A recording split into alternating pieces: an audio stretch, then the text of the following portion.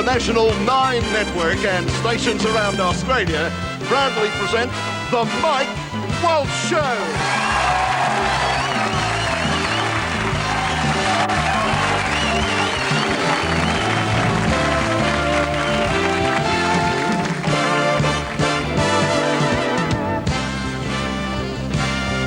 Now, here's the star of our show, Mike Walsh.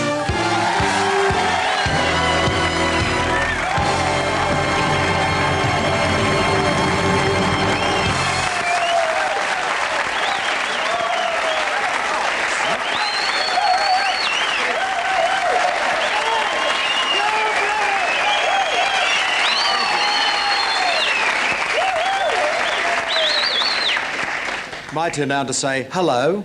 Hello! Oh, thank God they haven't forgotten me. Anyway, welcome everyone, our studio audience, and to all our new viewers and old viewers at home, a very big hello, hello, hello indeed. I've got to admit to a few strange feelings because, well, after hosting a daytime show for 12 years, this nighttime business does in fact feel a little different.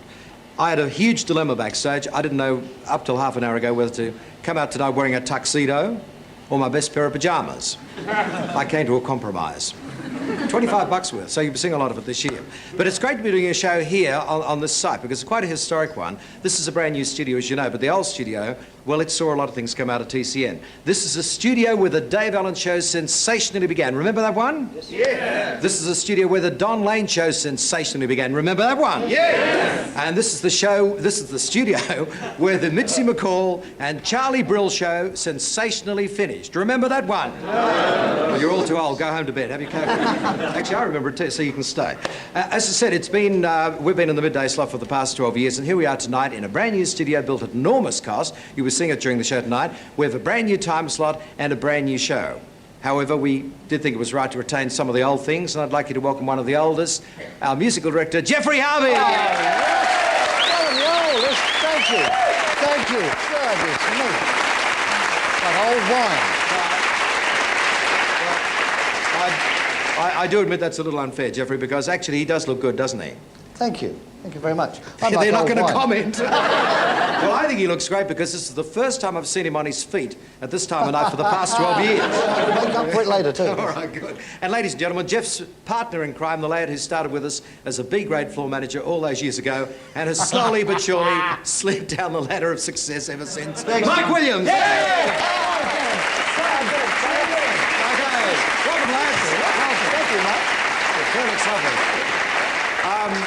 I'm especially delighted with the lineup we have to present for you tonight, and I hope you enjoy them very much too.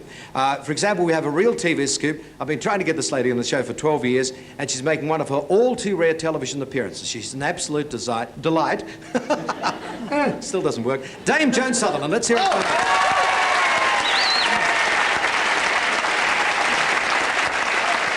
great. I love it.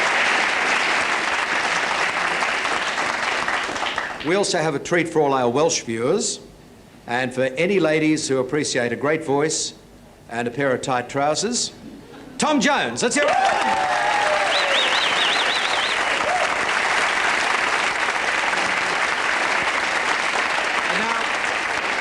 One of our guests that I'm particularly personally delighted to present to you because I know her work so very well. She's a young Australian comedian whose comedy style has made it very big in America. She's done 12 Johnny Carson shows. One of them is considered an honour. 12 is phenomenal. Give her a big welcome home back to Australia, Maureen Murphy. Let's hear it for Maureen.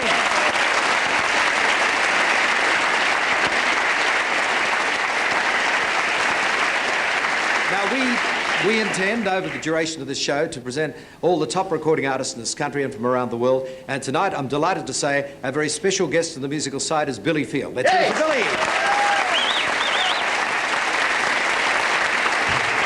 So, that's the side of the show we know about. There's an awful lot we don't know about, a lot of surprises for me too. But to open the show tonight, we put a lot of thought into this, and we decided what would be sensational, and I hope you agree with us, is the Mike Walsh Show theme, a very special version of it, presented by the enormous Jeff Harvey Show Band, and danced for you by the Tony Bartuccio Dancers. Take it away!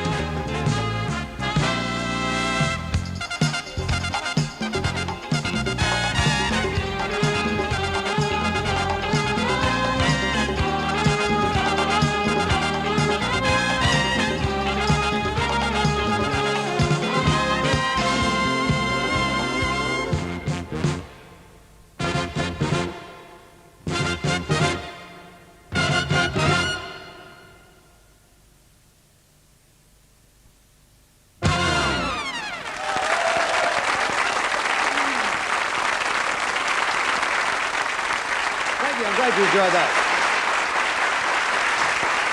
Ladies and gentlemen, a big thank you to Jeff Harvey and his show band. And the Tony Bartuccio dancers.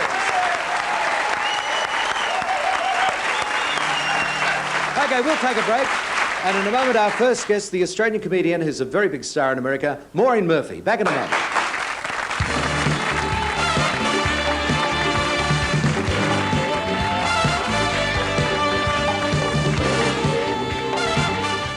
Said it's always nice to welcome an Australian back home, especially when they've had so much success overseas. Now, my next guest has made no less than 12 appearances on the top-rating Johnny Carson show, and as I said before, to be invited on it once is a huge achievement. Would you give a big welcome home to Maureen Murphy?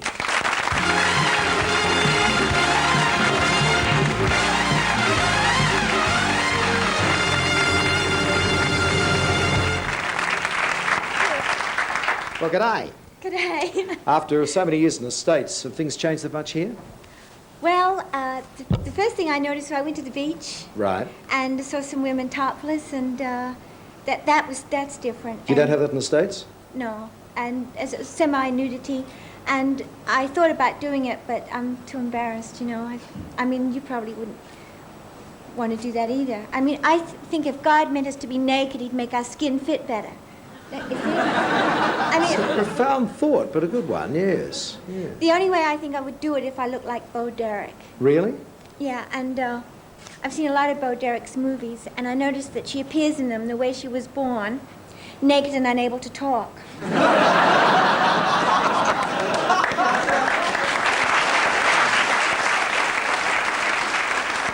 You, as I said to everyone, you've enjoyed great success as a comedian, but is there any sort of lingering ambition to be an actress? Is that one of the things that's in your mind? Yeah, I want to be an actress. Uh-huh. In fact, I was in a small science fiction movie. You probably didn't know this. Here in Australia before I left. No, I had no Yeah, idea. it was called The Day the Sheep Stood Still. Not a big success. Well, it was a small movie. Yeah. And I tried to explain to my mother I wanted to be an actress. Right. I said, Mother, I want to learn to cry real tears. I want to be able to show great emotion for someone I don't really care for. And she said, become a housewife. But you see, there, when I was growing up, you know, in the suburbs, it was very important to have a man then. Otherwise, you're not a woman. Right, right. See, I heard a housewife tell a girl in the laundry, my husband never works, comes home stinking drunk every night, belches, then staggers off to bed. The girl said, does he have a brother? And Well, times are tough. Times are tough. they are. But, I mean, you've been in LA for quite a few years now, and, I mean, let's say you're not a badly packaged lady. I mean, the skin fits and everything. I think you could go topless, but, I mean, you make up your own mind. Not tonight. But, but I mean, how come you've never married? Because I know you never have. No, I haven't. See, I thought maybe I might get married, but there's so Right. many unhappy marriages, especially in Hollywood, where I'm living now. This one woman friend of mine told me she hated her husband so much that when he died, she had him cremated, blended with marijuana, and smoked him. She said, that's the best he's made me feel in years. He was not a good man. Not a good man. Yeah. A lot of those marriages don't work, do they? No, and the thing is, I thought about marrying an Australian, you know, but when I was growing up, the Australian man's greatest sexual fantasy was to watch two women, one cleaning and one vacuuming. And my mother says that if I'm lonely, I should get a dog. I might get a dog, you know, because Right. having a dog is almost the same as having a husband around. I mean, you say the same things, din din, shut up, go to bed, get off me.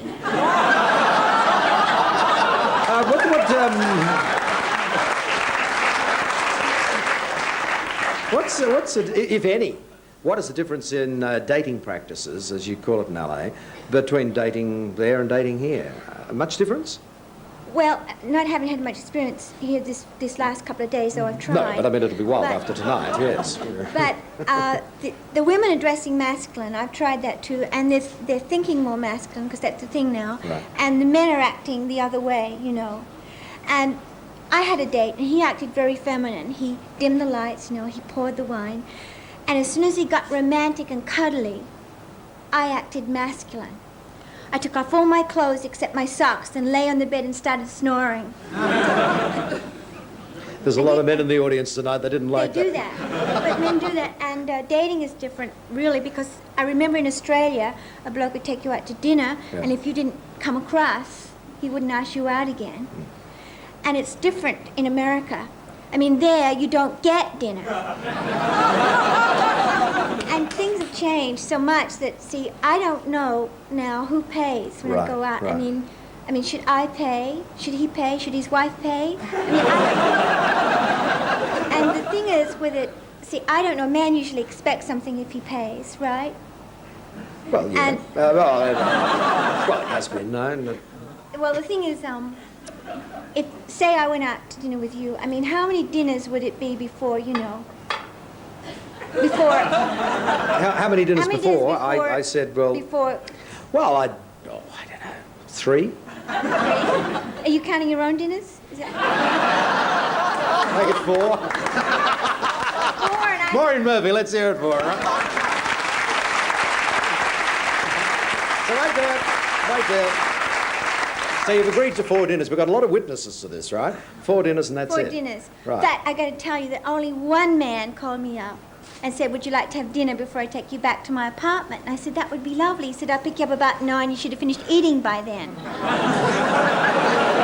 And then he called me baby all night. He went, hey, baby, prove to me that you're my baby, you know. So I did. I dribbled on his shirt. Have you seen him since? No, well, he was a disco type, you know, the kind that blow dries their chest hair. And vain with the mirrors, watching themselves when they dance. I went home with a man I met in a disco once, and there was mirrors all over his bedroom. He finally said, I want to make love. Would you mind leaving? You're meeting the wrong men. You really are meeting the wrong thing. I want to meet someone romantic. Maybe you're romantic, because I want to meet someone who'll bring me roses. Well, I went to 4 dinners. I think that was pretty bloody good. No. Would you bring me roses, do you think? Sure, I believe in all that. Because, well, let me just tell you, my mother says a rose is the perfect symbol of romance. It is. It dies after a few days. Its pretty petals fall off, and all you're left with is the ugly, prickly thing. Very wise woman, your mother. But I mean, you know, we're joking about this, but see, I get to LA quite a bit, as you know. I met you there and that. But I mean, do you think it's getting easier for women to date nowadays? I mean, you talked about women taking men out and that sort of thing. Is it easier? Well, it's easier in the younger category. It's maybe a little harder in the older, because, you know, men like you are hard to get now. But the real young ones is what you're left with. And that's the trend now, is older women going out with real young men. Right. And that makes sense, because they say a woman is never more beautiful than when she's with child. I dated a real young guy. He was an American football player. Oh, yeah. And he was very macho. He could do push-ups with one hand because he needed the other hand to count. I don't know if you date an older woman at all, but I have a girlfriend, you know, and she tells me an older woman should never kiss a man while lying on top, because the skin all falls forward and you look like a basset hound. So she's always giving herself the instant facelift, which is Scotch tape, you know, and a rubber band stretched right around. Really? Yeah. I was at a party with her where the rubber band snapped and her face flew across the room.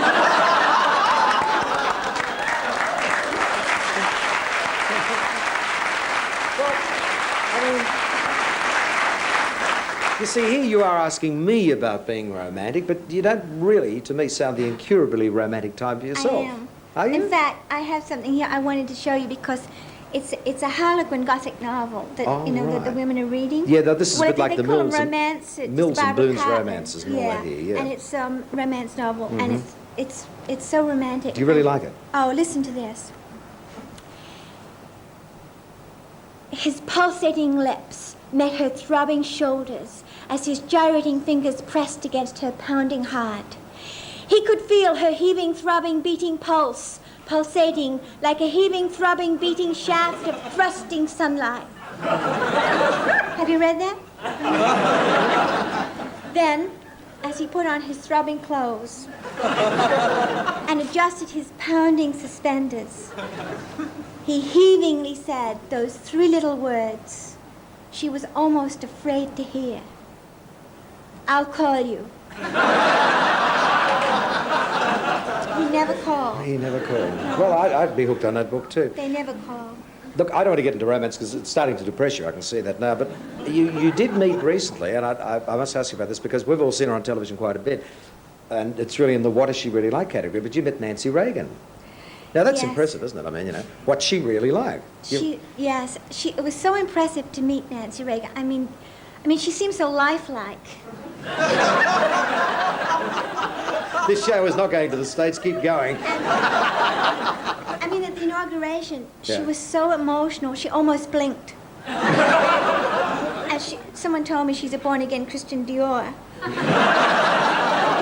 I wanted to ask you, because, you know, a lot of men have the wrong impression of women, and I wanted to ask you if you read Playboy and Penthouse.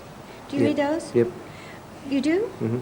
See, you do. Because I think that, you know... This is honesty time. It is. Yeah, the kids are in bed. Yes, I do. Well, I think a lot of those magazines, like, give men the wrong impression. Do you think so? Yeah, of women, because most women don't take showers wearing high heels. And, I mean, I saw a picture of a girl posed naked with her behind to the sky, and it said underneath, "This is Cheryl, she wants to be an astronomer." Penthouse is even worse. I bought Penthouse because I'm learning to think like a man, and they're called Pets of the Month, you know, and I didn't understand why they were called Pets of the Month till I noticed that my dog has some of the same positions. And the publisher has his picture taken with some of these pets, you know, Bob Guccione. Bob Guccione. Yeah, and he has this rather awful hairy chest Right. and what looked like this scar on it, where he had his heart removed. And I heard that he's having a lot of health problems because his human heart keeps rejecting his baboon body. Did you hear that? No, I didn't, but you've broken the news here. Listen, when you started out, especially in New York, you used to do a lot of impressions. Do you still do impressions in your act? Yes, a little bit. I was here Diana West as the cartoonist, and then I changed my name to Daphne Davis. I was doing impressions then. Right. And I do Marlene Dietrich. Marlene Do you ever see me Dietrich? do that? No, I'd like to see Okay. that. I haven't seen put you my do this leg one. up. You want to put your leg up, haven't you? Well, this way is good. Right. Okay. Okay, you ready? Yeah. Okay. Tonight, my voice is very low, and my leg is higher than ever. You see, my head's caught in my garter. That's Marlene Dietrich? I've always been known for my gorgeous legs. They're insured for $1 million. The left leg is insured by Mutual of Omaha. The right leg by Lloyd's of London. Somewhere between Omaha and London, there's an uninsured whisk.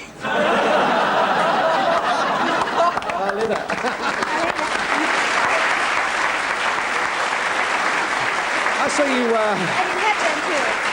there's another one you did too. Catherine Hepburn. Catherine I did Hepburn. that Let's last do show Catherine Hepburn. When yeah. I was from the African Queen. Yeah, right. You'll remember that movie, The African Queen, right? You'll have to play the part of Boga.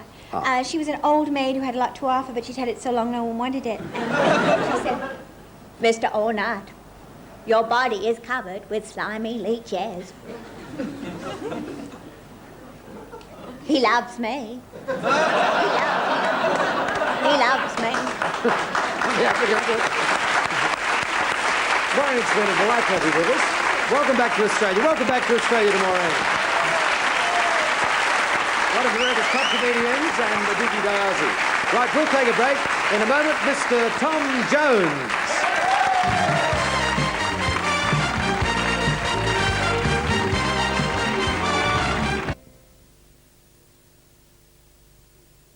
Well, right now, just on 7,000 fans are waiting at Melbourne Sports and Entertainment Centre to see one of the most powerful stage performers in the world, Tom Jones.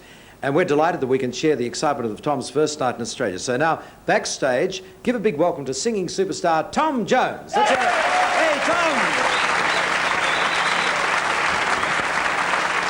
Thank you. Welcome indeed. I must say you look very smart. Is this tuxedo all part of the new image, is it? Well, yes. I used to wear a tuxedo quite a few years ago, and then I changed my style a little bit. But now I'm back to the tuxedo. I think it's about, you know, the best thing you can wear on stage. Yeah, it looks great, doesn't it? But knowing your act, how long does it stay on? Well, not very long. The tie comes off after the first 2 songs, and the jacket comes off after 4 songs. So. Yeah, well, stay tuned for the 15th song, who knows? Yeah, right. Now, you're joined by one of Elvis Presley's old backing group, The Blossoms, on this tour. Yes, well, the Blossoms have been with me since 1970. Right. But they did before that- originally work with Elvis, didn't they? Yes, before that they did work with Elvis Presley. They did most of the movies with him. Yeah. So they're a good experienced group. That's great to have behind you. There's one thing, of course, that people always discuss when they talk to you, and it is your landmark, your absolute trademark, whether you like it or not, and that is the fact you do see a lot of underwear during a show. I mean, it is hurled at you. You have no choice. And I just wonder, what is the current trend in underwear? Well, all kinds, really. I mean, it all depends what kind of women are in the audience. You get little bikinis and you get big bloomers, you know. So you can tell whether it's hot weather or cold weather, can you, very quickly? Well, I can tell whether it's a small woman or a big one. Now, this is the start of quite a marathon tour for you, because you came through Australia last year and you played 2 sellout dates in Sydney. But this time, what are you doing here? Australia? We'll talk about the actual dates later on, but after Australia, where do you go? Yeah, well, it's Australia and New Zealand, and then back to Australia again, and then we go back to the United States, and I do a tour of Texas and some of the other southern states for about a month. Yeah. So I'm on and off the road in the United States for the rest of the year. Right, so you're basically on the road for about 8 months of the year. That's exactly right. Yeah, right. And now, well, do you sort of get yourself into training for that, and then while you're out on the road, do you have early nights and read a Mills and Boon book, or do you like raging? Well, when I'm on the road, I'm up most of the night. So Are you? I sleep in the daytime. Yeah. You know, it's like a night shift. And then when I'm off the road, I've got to do something to take the place of what I do on stage. So I jog and I lift weights and I punch a heavy bag. You know, anything to try and keep fit. Oh, well, that's interesting. That's not what I heard, because I got a quote from the press here saying, the anticipation you feel before going on stage is the same as the anticipation before you make love. Well, that's true. That is true. But Are we interrupting anything? well, this is called foreplay. Of course, you've now got the label, I mean, Press Love Labels, and you've now got the one that's the world's sexiest grandfather. And that's an interesting one looking at you, because you look so young and fit. But I suppose you've really reformed the image of the grandfather, have you? Well, it's a nice feeling to be a grandfather, and it's a very human. I think it's a human touch, and I'm having a lot of fun with it. Yeah. Well, now you're just about to go on stage now. Do you psych yourself up in any particular way?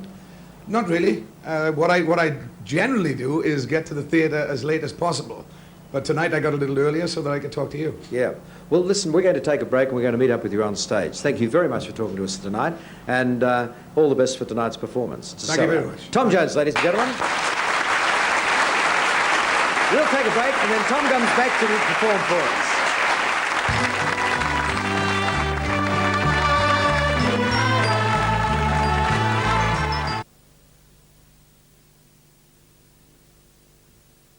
And now let's cross to the Melbourne Sports and Entertainment Centre. That's the new title for it. I didn't know it had such a long one. The musical director is about to go on stage, so music, maestro, please.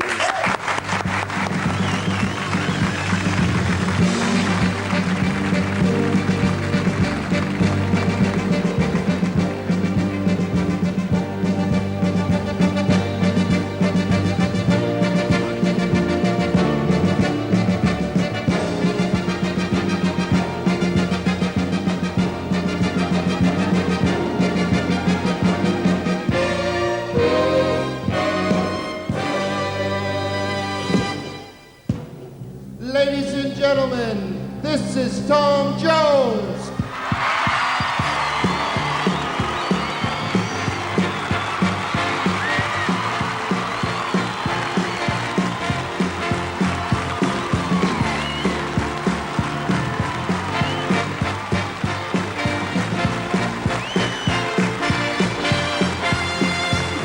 Tonight's the night we're gonna make it happen. Tonight we put all other things aside. Jump in this time and show me some affection. We're going for the pleasures in the night. I want to love you, feel you, wrap myself around you. I want to squeeze you, please you. I just can't get enough. And if you move real slow, I let it go. I'm so excited, and I just can't hide it. I'm about to lose control, and I think I like it.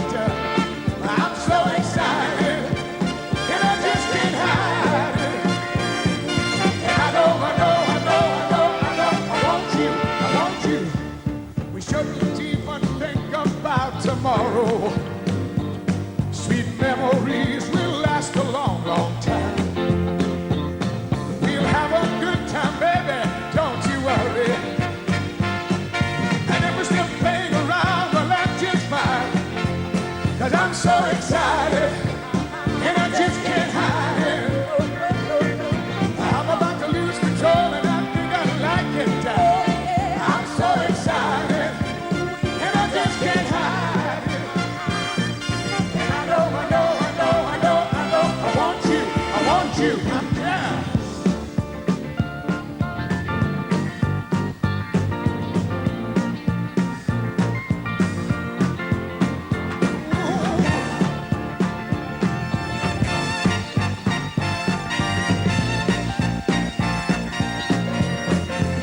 I want to love you, feel you, wrap myself around you. I want to squeeze you, please you.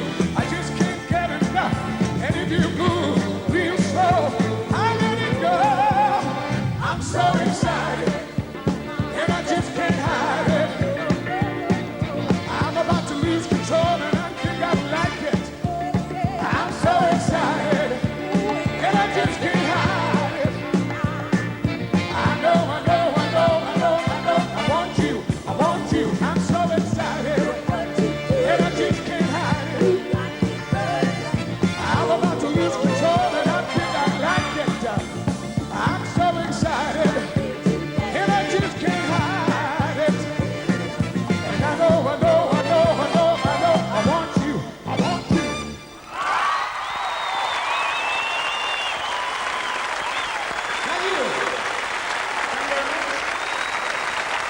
Thank you.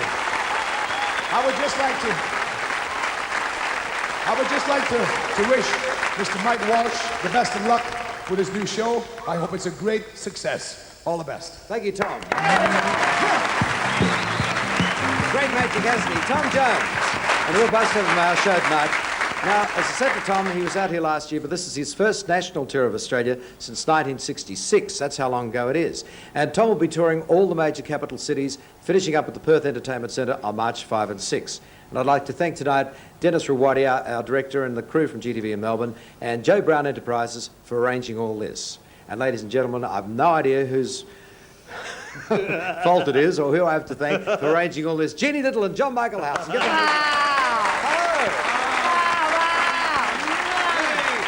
You know something? I must say, I've got to say, Tom said about him getting knickers thrown on the stage. Yep. The only thing I've ever had thrown on the stage was a wetsuit. Wetsuit, a pair of long johns and a truss. Oh, wow. And I sent him to the Salvation Army and they sent him back. Well, I don't think you're doing too well there at all. You No, like I it? was told you had a surprise for me tonight, apart from these dazzling outfits. So Well, Oh, there's a big story, darling. Is it fair? will I tell them? Oh, darling, I suppose We so, but would've- just get it over with. We were 'Cause I'm supposed a to make ball. well, I'm we a were ball. supposed to make a big entrance on a motorbike, you see, because we were supposed to be going to the Bikies Ball, right? Really? Yeah, I'm We are Mad still I'm Mad going. Max and that's Mad Maxine. And anyway, what happened, we were rehearsing and the bike came because this is an omen for good things, because you see, when things happen like this, you know it's got to get better. And who was riding the motorbike but Madam here? Oh, wow. I'm sitting in a sidecar. She came hurtling across the studio, hit the crane, we hit the ceiling. See and that hit the bump in that crane? floor, and Madam's got a cracked rib. Oh, aren't I a ball, darling? And Barry said as I was leaving the house tonight, break a leg and went, Yeah, ha, she ha, did. ha. And I sure did. Yeah, darling, you know I'd do anything for your show. Well, I've done it. And she, I can't swim, I can't ski, I don't do anything And that you I'm can't sent ride on. a motorbike Because either. I'm frightened of hurting myself, and here I am. No, but I knew we were in trouble tonight because when Jeannie came to my place to pick me up, she was standing on her head in the car, driving the car, blowing smoke through her nose and singing I Love Aeroplane Jelly. So I knew we were in trouble. That's confidence, darling. So where are you two off tonight? We go to the Bikies Ball. You mentioned that earlier. See, I don't know anything Actually, about he's this. having the ball and I'm having the bikies, aren't we? We might have to swap, darling, now. Oh, yes. Oh, that made me laugh. Darling, all through the show it's been hysterical and I can't laugh. I haven't even had my appendix out or anything, and you can't laugh with that, Oh, can you you? probably get a job lot all at the same Oh, time. darling. Well, it's like, take what you want, Doc. I'm yours. Oh, what? Mind you, we had a Anything might problem. happen. Dr. Mengele came in and did the strapping up. I got a bit worried about that. Oh, Well, listen, wow. thank you both for dropping by and saying... Oh, darling, it's the best show in the whole world, isn't it, audience? This is the only bit of glitter I'll be wearing from next Thursday. I'm going to look like a pox doctor's clerk. I'm going to be so dressed up. I'm going to be so formal. This is the last bit of glitter you're going to see on me. Well, darling, I'm going to make Dynasty pale. And he was unlike Joan Collins, who wears so much lip gloss, if she falls over, they can't get her off the floor. Well, I look like a first officer on the River Caves, don't I? I'm going to make them all look cheap and nasty. And here's Onward 1985, the Mike will take forever. Jeannie and John Michael, well, thank you for popping in. We look forward to seeing you during the year. Now, we're going to take a break, and a very, very special guest indeed, Dame Joan Sutherland, in just a moment.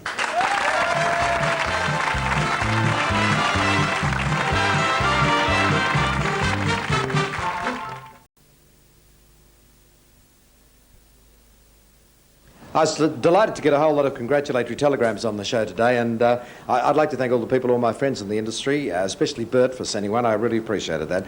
And, of course, you do get them from some people, and you wonder if they're being a bit creepy-crawly. You know what I mean? Like you wonder what's in it for them sort of thing. I got one from Flo Bielke-Peterson. Now, I wasn't expecting it, and it just says, congratulations and good luck with your new nighttime show.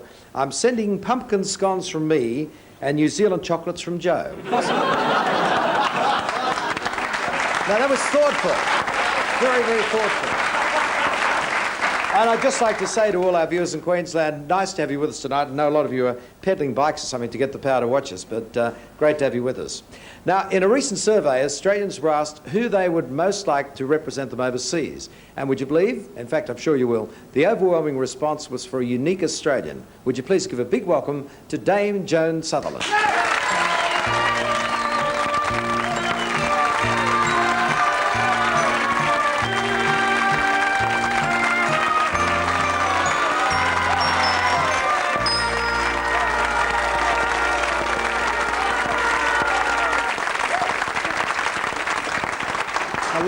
Hello. That was quite a reception. They were not cute to stand up. They just did it.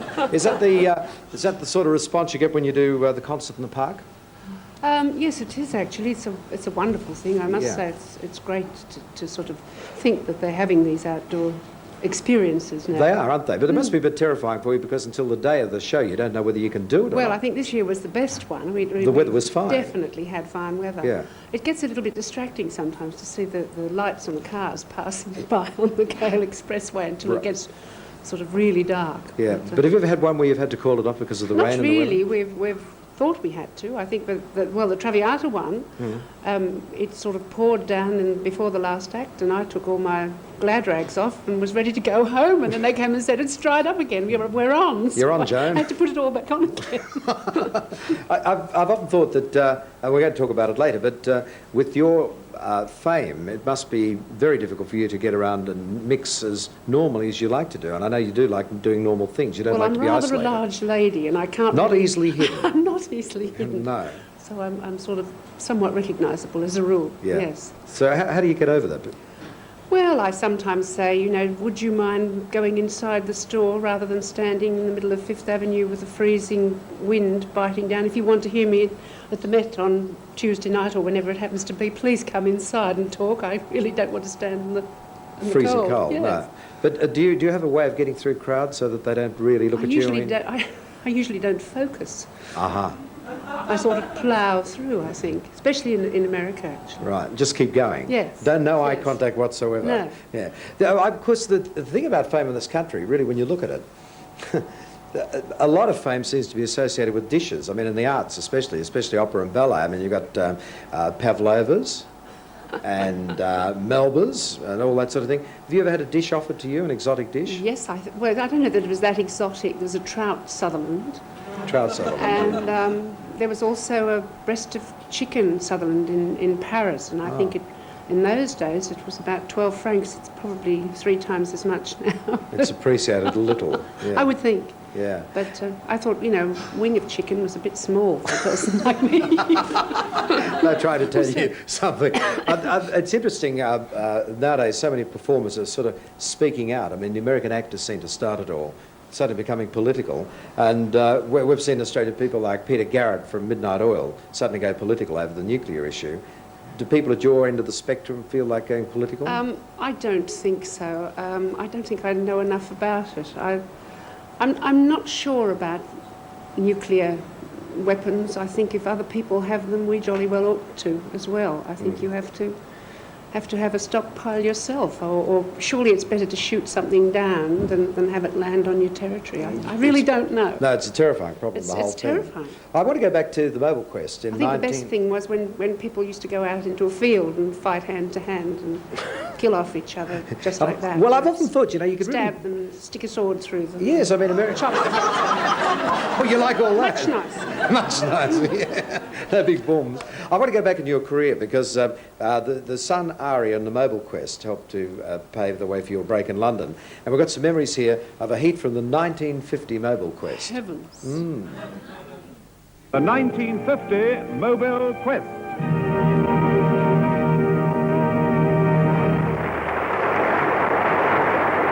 From Woollahra, New South Wales, we welcome Joan Sutherland, who is competitor number 15 in the Vacuum Oil Company's Mobile Quest. Joan Sutherland is a soprano who began her musical career under the tuition of her mother.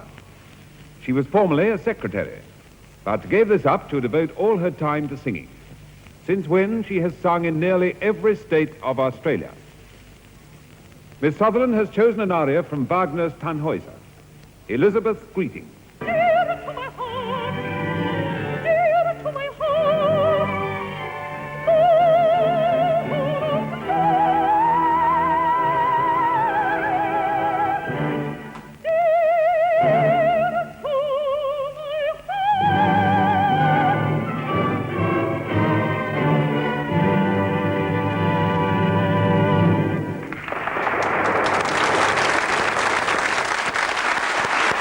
Together some photos because that was pre-television, and we thank Hector Crawford for the soundtrack, and that was Jeff McComas's voice, I think, introducing it. A lot of memories there. But what sort of secretarial work did you do?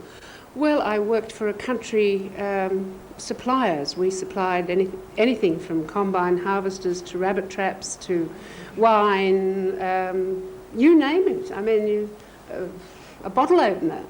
And they used to write orders in, and we used to dispatch them off to wherever it was. And did you ever think when you first got those sort of breaks that you go as far as this, or was there a certain ambition you had and that was about it? I only had a certain ambition. I never thought I'd have the sort of career I had. I wanted to sing at Covent Garden. That's about as far as I mean, crazy me. It was ridiculous of me to think of singing at Covent Garden, but I wanted to. Even the back row of the chorus, you I mean, I didn't care. I wanted to sing at Covent Garden. Oh, no, I wasn't too keen on the back row of the chorus. A little bit of ambition. Oh, no, I had a little bit of ambition.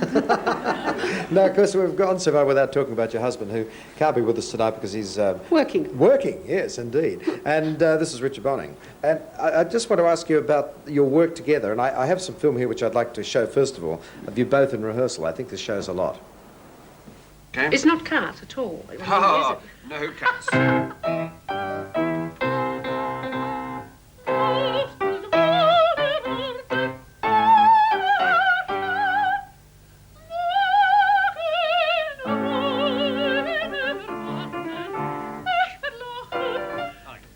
Don't give us too much of the...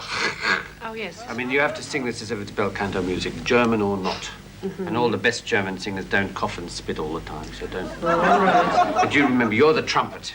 You must sing it completely I don't feel instrument. very like a trumpet. Never mind, you will. Nobody your trumpet days. It's a pretty remarkable thing when you look at your working relationship, because obviously it carries over from the theatre. You can't leave your work at the theatre. You have to bring it home with you as well.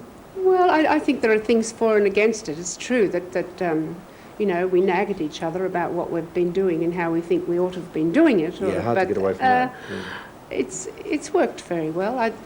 I'm very grateful that we've had that close relationship with our work, really. Yeah.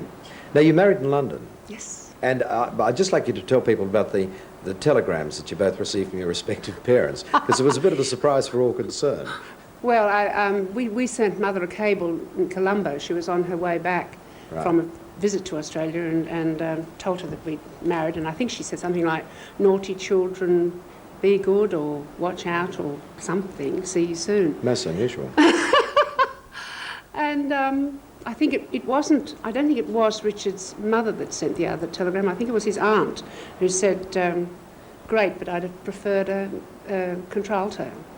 Well, that's Well, of course, you were a mezzo in those days, and Well, I'd pretty much left the mezzo range by the time I got to London. But yes. Richard was the one who managed to trick you almost. He did. To, I going don't higher have and higher. perfect pitch, and he used to Really? sort of raise everything. He used to put everything up a third and trick me into singing in the higher register than. He'd say, "Go away from the piano. You know, don't keep looking. You've got to learn the words. You know, you've got to memorise everything. Stand away from here." So I really couldn't see what notes he was playing. And in point of fact, he just transposed everything up. And tricked you up there. Yeah. Of course, the opera being telecast now is quite amazing. I think last time they did it, 50% of the ratings were on the ABC for the opera, and this is quite a remarkable thing. Are you aware of the television cameras when they're Not doing anymore. it? It used to be. Oh, I used to hate it. Did you? Yes, I did. What? But now the cameras are so you must know they're so much more live, and they don't need to sort of. You don't need to know which camera is focused on you. They used to say, you know, now you're on camera 4, now you're on camera 5. You know, favour camera 3, and all this nonsense.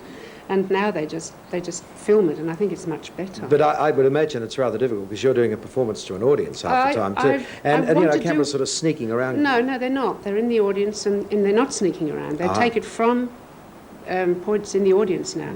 They used to sometimes come onto the stage to do them in the early days. And that I didn't like, and I hate it when they dolly in too close and they give you a nasty close-up when you've got your mouth wide open. You can see glottis or whatever. Now, we've got a clip from D. Fledermaus, so let's have a look at this. She must have paprika in her blood.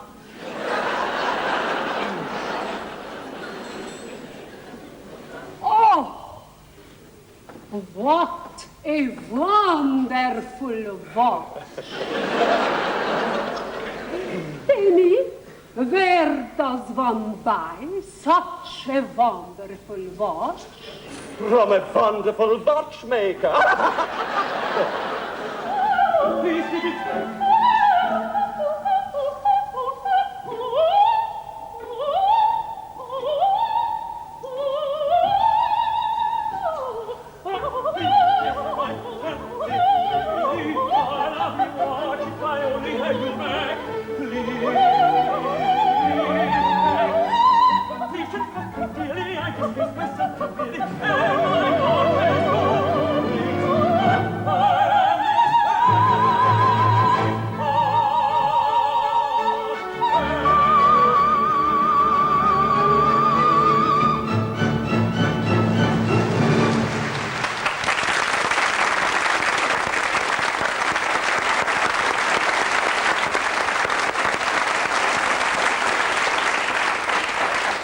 I must say the German accent amazes me. Well, it's actually meant to be Hungarian. The Hungarian accent doesn't amaze me at all. Well, actually, the one thing about that was that I was criticised when I first did the role in San Francisco by the local critic, and he said that for all you could understand of Lars Sutherland's words, she might as well have been singing in Hungarian. And in point of fact, I was. I'd taken great trouble to learn it in Hungarian. And some fool told him, before it got reprinted in the New York Times, someone told him his mistake and he took it out. I was rather sorry about that, but I still have the original clip. We have ways of making him take it out? Oh, I didn't do it. I was sorry. I was sorry it sort of got taken out. Yeah.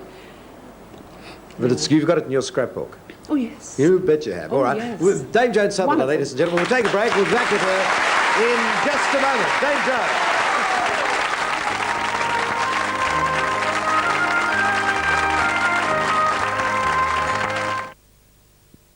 Our very special guest, Dame Joan Sutherland, ladies and gentlemen.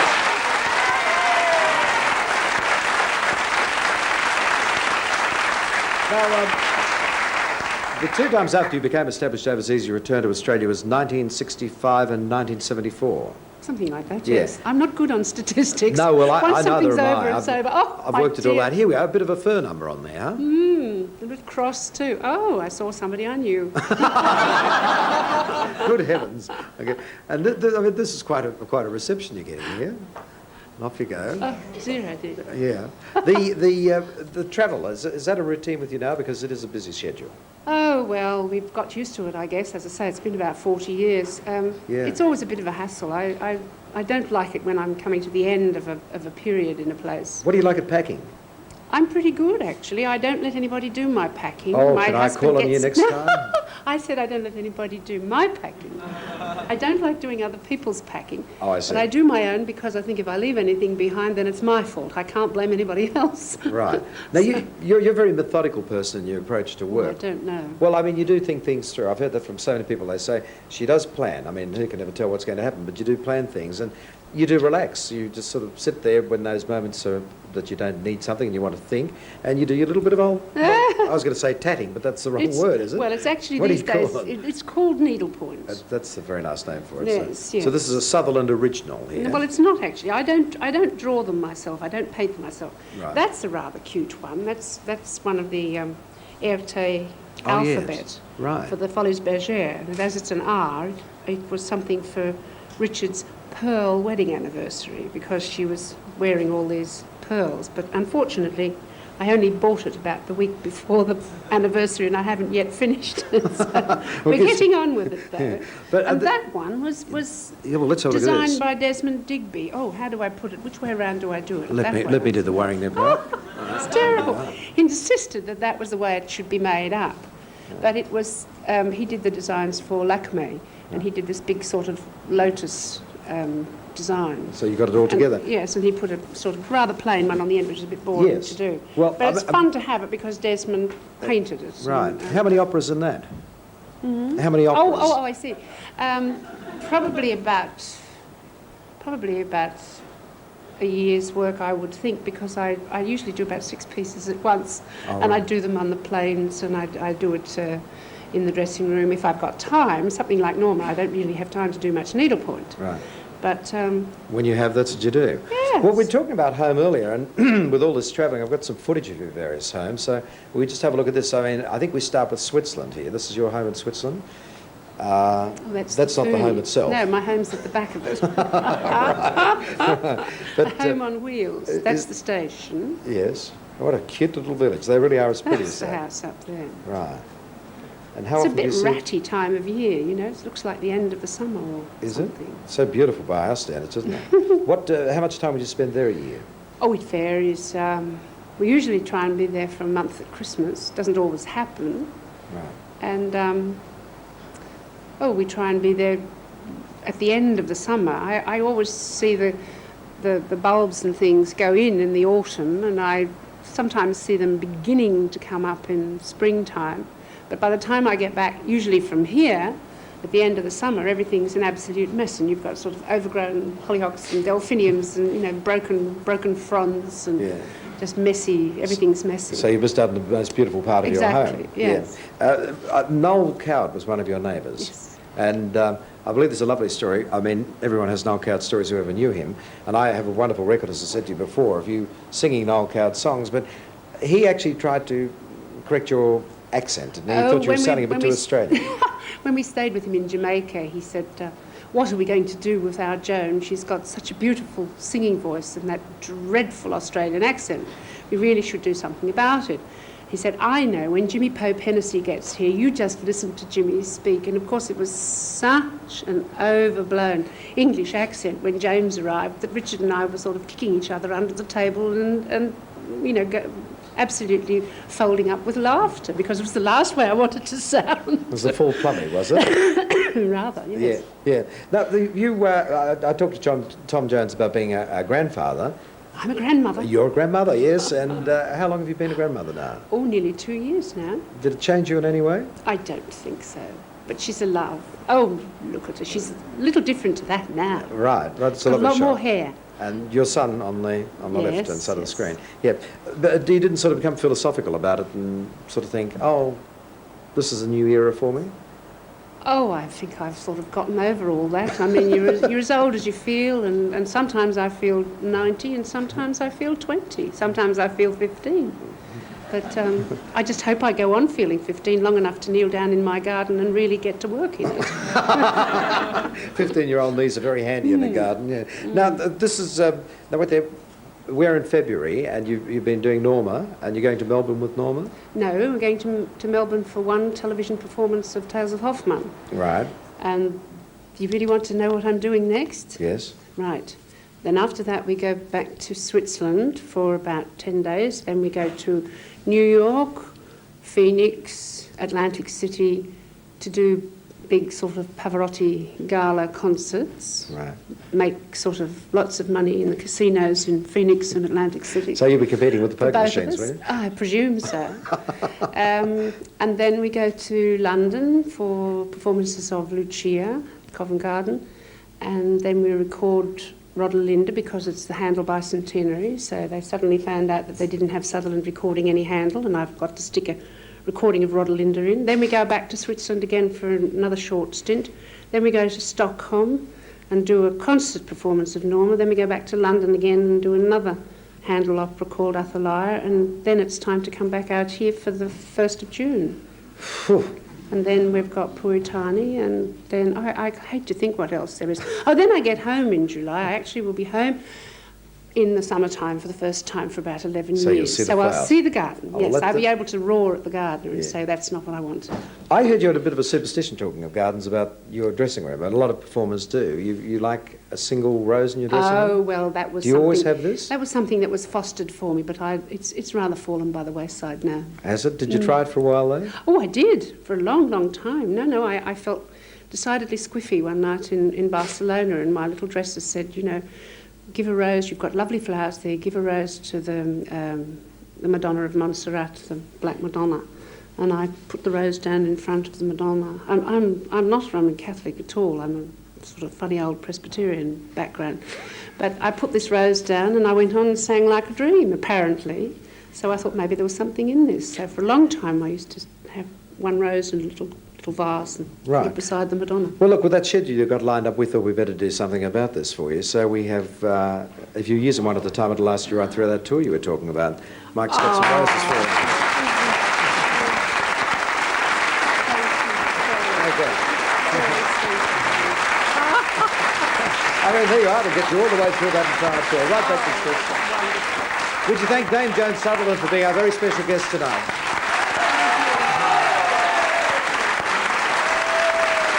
We'll take a break, and in a moment, Billy Field sings for you.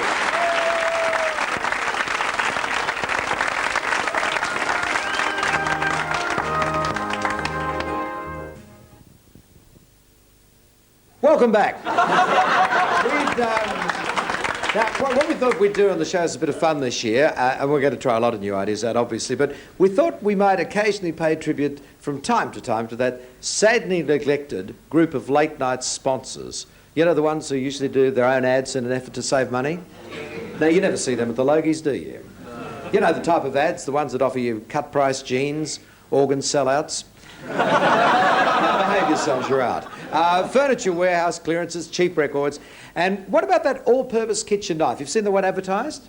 What an amazing knife. It'll carve the Sunday roast, slice through a pair of Wellington boots, and after all that, it's still sharp enough for a do-it-yourself vasectomy. I mean, it's an amazing knife. So tonight we thought we'd start this series by looking at those ads that offer viewers with hair problems miraculous type treatments. My wife first noticed I was going bald when I started skidding off the headboard. Anyway, she talked me into going to see the hair specialist, Lashley and Farton. Thanks to their expert treatment, my hair soon became thicker. In fact, in no time at all, my hair was back to normal. But then I became hooked on the treatment from Lashley and Farton. And now my wife won't sleep with me anymore, and I owe it all to Flashley and Farton.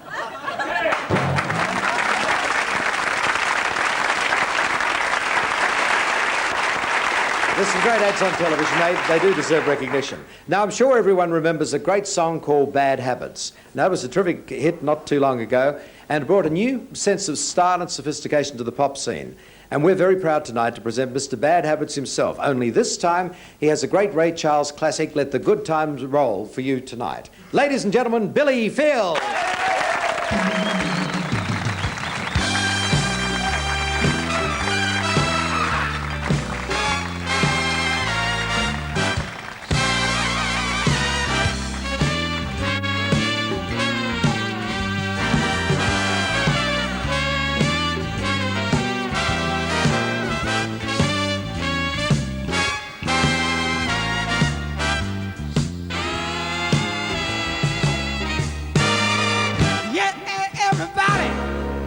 Let's have some fun. You only live it once, and when you're dead, you're done. Let the good times roll. Let the good times roll. Well, let the good times roll. Let the good times roll. I don't care if you're young or old. You got to get together and let the good times roll. Don't sit there mumbling, talking trash. Wanna have a bowl, you gotta get out and spend some cash and let the good times roll. Let the good times roll. Well, let the good times roll. Let the good times roll. I don't care if you're young or old. You got to get together and let the good times roll. Good times roll.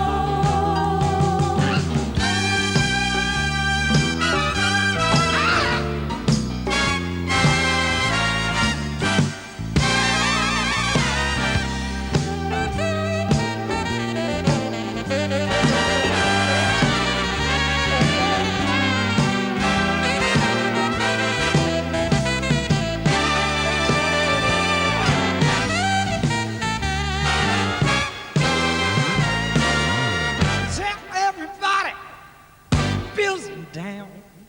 Got it down the corner and it's just round a clown. But don't let no female play me cheap. I got 50 cents more than I'm gonna keep. Well, let the good times roll. Let the good times roll. Well, let the good times roll. Let the good times roll. I don't care if you're young or old. You got to get together and let the good times roll. Yeah!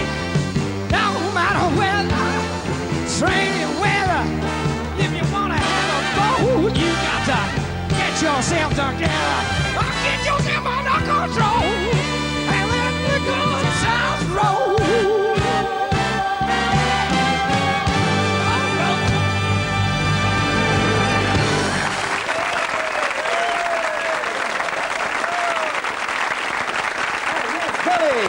Billy really pumping it up. Billy Phil, ladies and gentlemen. Okay, we'll take a break. Back in a moment with Mike and Jeff.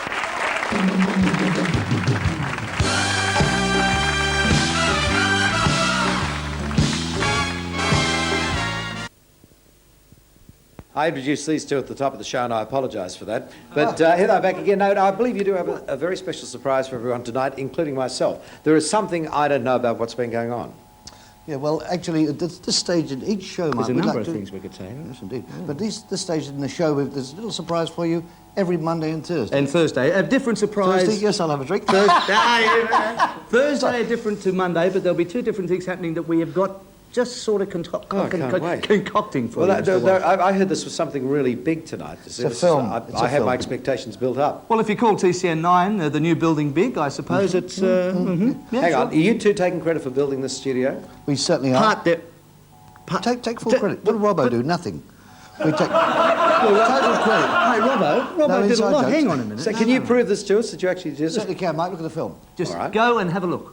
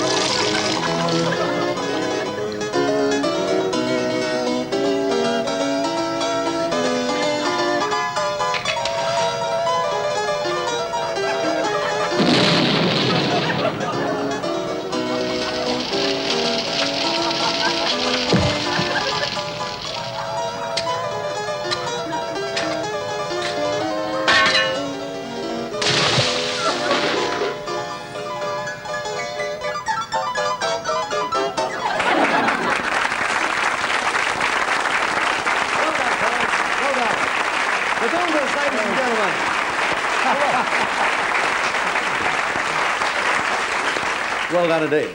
On our next show, the star of such movies as Days of Wine and Roses and The Omen, Hollywood's delightful Lee Remick. You'll love her. We'll also hear the real stories behind that blockbuster World Safari 2, and we meet a mother of 6 who's had 2 surrogate babies and is expecting her 3rd for another couple. John Michael Housen will join us. There's going to be a lot of fun and a lot of music and dancing. I hope you've enjoyed tonight, folks. Thanks for your company. We'll see you next time round. Bye.